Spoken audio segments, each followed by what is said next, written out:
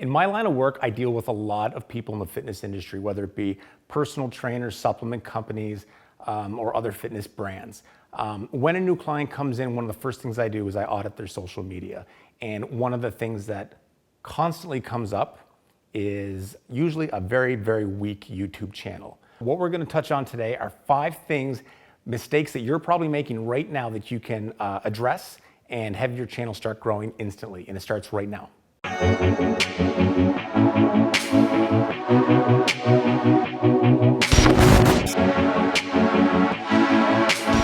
When I'm talking to you about YouTube and branding and all this sort of stuff, as somebody who is a director for a marketing agency, it's very easy for me to sit back and tell you all the things that are wrong with your execution. I'm not coming from there today.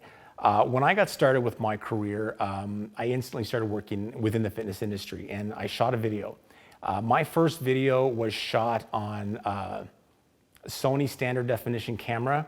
I shot everything with a master shot. I grabbed that camera, did all my close-ups with the same camera, tried to mash it up together after the fact, and this primitive video that was shot for very little money ended up getting me a 14-year licensing deal. Every 3 months for 14 years, from 2004 to 2018, I received royalty checks on that video.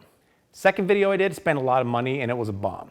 Third video I did, I shot in my garage at home and got a second licensing deal, and I was selling anywhere from 6,000 to 8,000 DVDs per month of this video to a green coffee bean company in the US.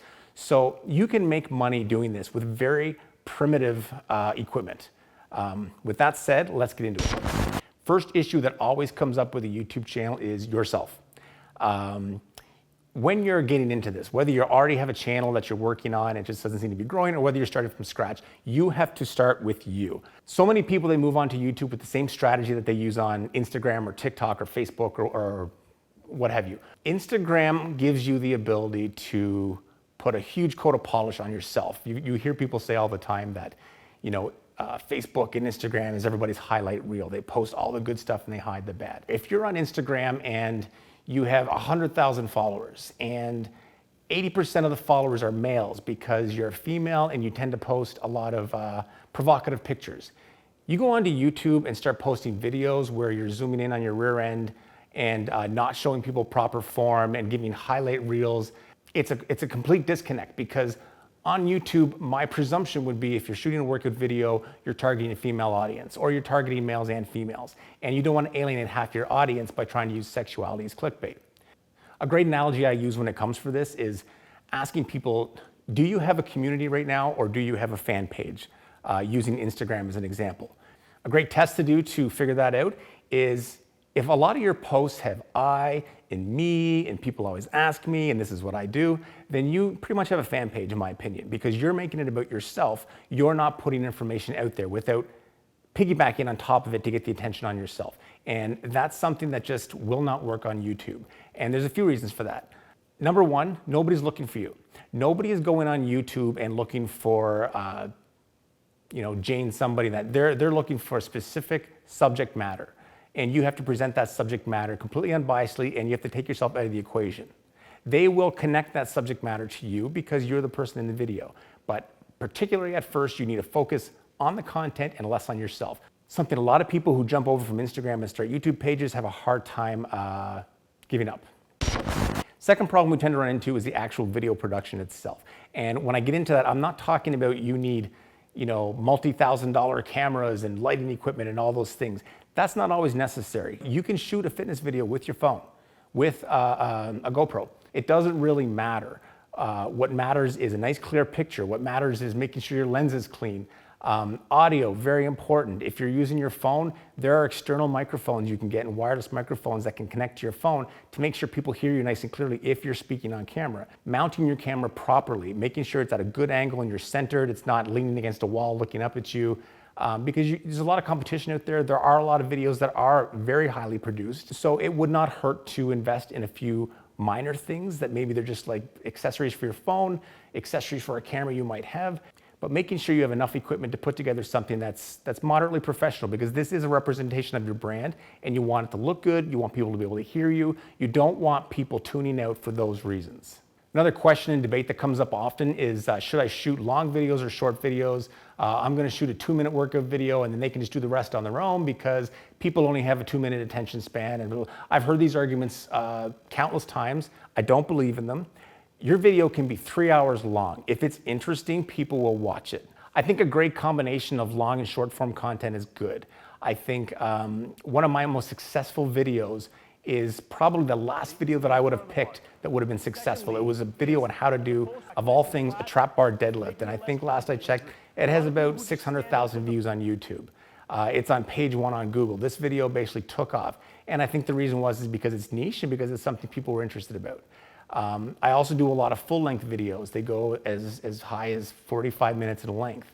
So you can do a combination of both. You can do some tutorials, you can do some things like that. Don't do highlight reels on yourself and then tell people to go out and do it X amount of times because they're tuning into you because they want to follow your workout, they want to work out with you, and they want to connect with you. And this is about building a community, not showing off. Something else to keep in mind when you're doing the production is actual choreography of your workout. A lot of the people that on a regular basis are on YouTube, they don't have the equipment that you might have access to. They may not be in the conditioning that you're in. If you're looking to connect with a certain kind of audience, you have to realize that somebody is doing this from the living room of a condo in New York City. Have them use a battle rope or have them use an Olympic bar with 45-pound plates, having them slam a sandbag, things like that don't work. So always keep in mind that not everybody has the space that you have. So keep that in mind when you're putting your workouts together. Keep them simple, keep them to kind of a confined space, and again, cater to your audience, not yourself. So now we're at the point where your video's been produced. Hopefully it's been produced nicely. It's a nice little polished production. You did it on your phone, you edited it with some app, and now you're gonna come time to post it. This is another opportunity where ego can get in the way. When you're posting something on YouTube, and let me actually move back for a second. When you're naming your channel on YouTube, don't name it Jane Doe's something or other, because you need to use terms that are searchable. What are people looking for? Are they searching full-length workout, dumbbell training, home workouts? Think of those words even in your main title. I know you want to brand yourself. You can do that at a later date, because right now, if we're starting from scratch and we're building a real community, you need to connect with the people that are looking for your specific content. Going off from the channel now to the actual video. A lot of people, again, thinking with personal branding, they want to make the video about themselves. Even if you could pass the production without talking about I and me and greasing yourself up and wearing a thong and doing all that stuff, you can still fall back into this when it comes to even uploading your video. If you put your video up there and you put, Jane Doe's The Jane Method, episode 5, nobody's ever going to find it because nobody knows you and nobody cares. You need to use terms that are specific to what people are looking for. If your video is a 15-minute kettlebell training, lower body and core workout, you need to use those terms in your title. Not your name, not your brand, nothing. Searchable terms. Full-length kettlebell workout from home, lose weight, tighten, tone. Things like that are what people are looking for. All you have to do is go into the search engine in YouTube and type in fitness or type in workout, and you'll see all these suggestions that come up in the scroll bar. Those suggestions are what people who type in that word, what they're following up with. And that's what people are looking for in order of popularity. Think about that, use that, and incorporate that into your name. Leave your branding out of that right now. You can put that in the About Me section on your site. You can even put that in the thumbnail. You can give yourself credit. But in the actual YouTube title, make sure you're using searchable words, random things people are looking for. Full-length workouts, kettlebell workouts, dumbbell workouts, six-pack abs, whatever it takes. It may seem a little bit clickbaity, but it's not if it is a good workout that is going to help you build six-pack abs. So don't worry about that. Use searchable terms. Don't forget to use tags, dumbbell, kettlebell, training, workout, like any of those terms.